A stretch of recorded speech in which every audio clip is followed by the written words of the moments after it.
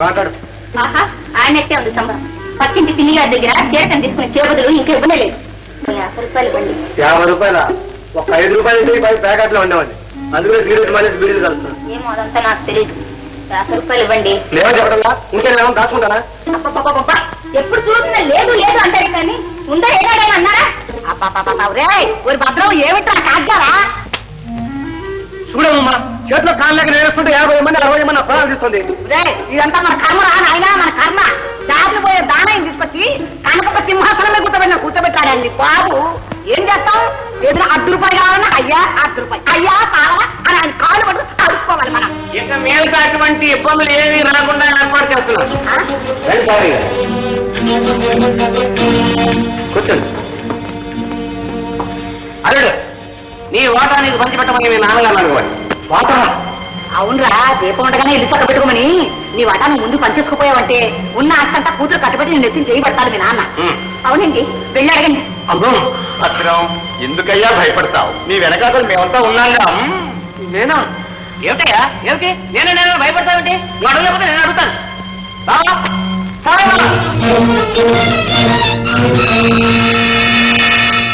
ఏమిటి ఈయనొచ్చాడు?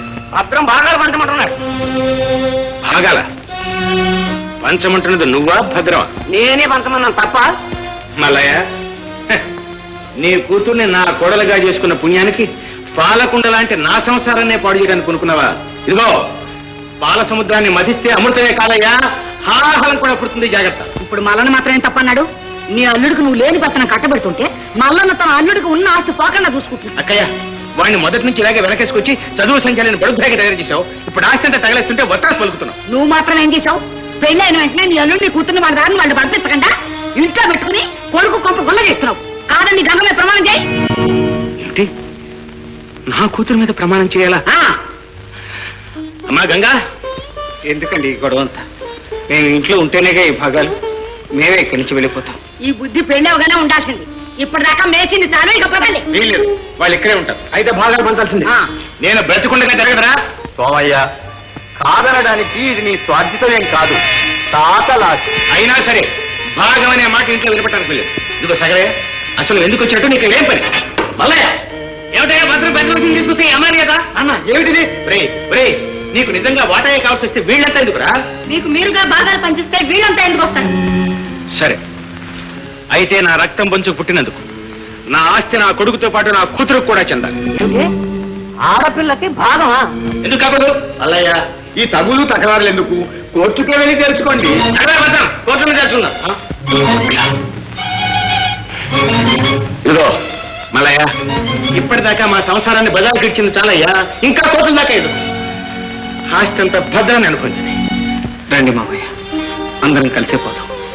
మాతో పాటే ఉందరు కానీ. అవును నాన్న. సరే అదే. అమ్మయ్యా, పీడారెడైంది. ఎంత పిచ్చోళ్ళమ్మా మీరు! ఆయన్ని కూతురుతో పాటు పంపిస్తే మనోవర్తికి దావా వేస్తాడు, కోర్టులో భాగం పంచుకుంటాడు. అలాగా? భద్రం, మీ నాన్న ఎలాగైనా సరే వెళ్ళకూడదు. నాన్న, మీరు వెళ్ళడానికి వీల్లేదు. వెళ్తే నేను వెళ్ళగొట్టాను, లోకం నన్ను అంటుంది. లేదురా, కొడుకులు పెళ్ళాలు వచ్చేదాకానే కొడుకులు, కూతుళ్ళు ఎప్పుడూ కూతుళ్ళేరా. లోకం తేలేంత. నేను ఎప్పుడో చెప్పాను, సోమయ్యకి కూతురంటేనే ప్రేమ. కూతురు మీద ప్రేమ కాదమ్మా, వెళ్ళేది శాంతమ్మ కోసం. మల్లయ్య,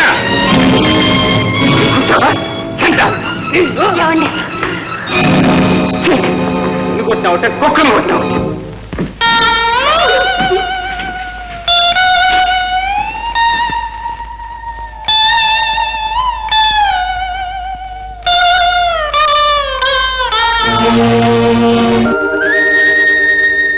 తొండలు గుడ్లు పెట్టే ఈ బంజరు తీసుకుని ఏం బాగుపడతావు చంద్రం? కష్టజీవి చెమటతో తడిచాక బండలైనా బంజర్లైనా బంగారాలు అవుతాయి. నా కృషి మీద నాకు నమ్మకం ఉంది. ఇందులో నాకు ఒక 5 ఎకరాలు పెంచండి కరణం గారు. 5 కాకపోతే 10 చేసుకో, అదేం పోయింది. ఈ రోజే నీ పేర బీఫార్లో రాసేస్తాను. చాలా సంతోషం అండి, మీ మేలు ఈ జన్మలో మర్చిపోలేను. ఇందులో మేలే ఉందయ్యా, అది నా ఉద్యోగ ధర్మం. ఇక బండల్లే పండిస్తావో నువ్వే పండిపోతావో నీ ఇష్టం, వస్తా.